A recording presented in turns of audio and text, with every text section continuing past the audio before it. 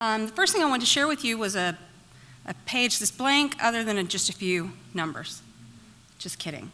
We actually have some meaning here. We want to look at this by the numbers because we think it's important to step back and just really see how this landscape has changed. So 12, and this is intended to be interactive, so don't let me do all the talking. Anybody relevance of 12? 12 years since the passage of the Affordable Care Act.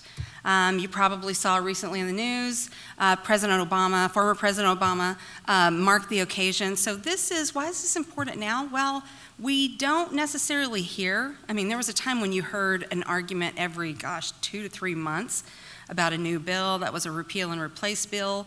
It's been a while since we've heard anything like that. At some point, this becomes pretty darn settled. So 12 years, more than a decade, and we think that's kind of been a game changer. 13, anybody?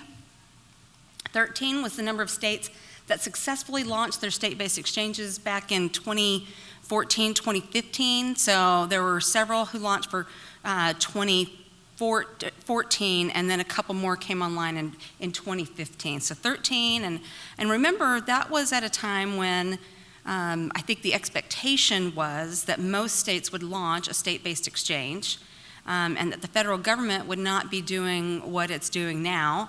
But the fact that only 13 launched then has been also a game changer, because then they've had to charge this federal user fee.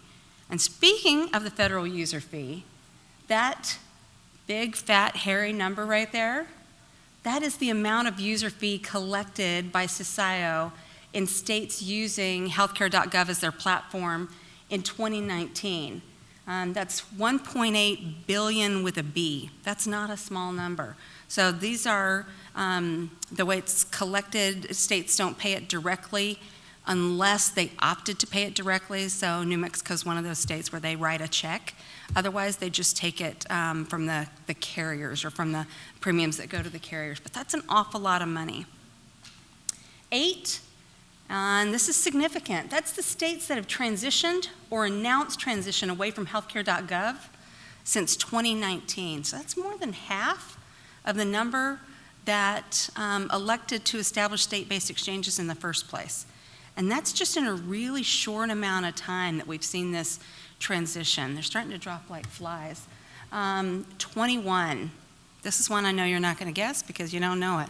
21 is, as Randy and I have done our own internal analysis, we've determined that 21 states that could run, there are 21 states currently using healthcare.gov as their platform that could run an exchange at a cost less than or equal to what they're paying on the federal exchange now.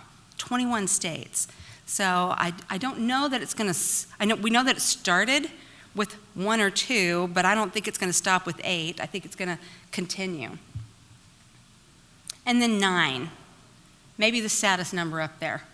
That's the states that would be left to shoulder the cost of CISIO operations should those 21 other states transition. And there's some hard costs associated with running healthcare.gov, so we don't know what the rate would be for those states. But almost assuredly it would be higher than it is right now.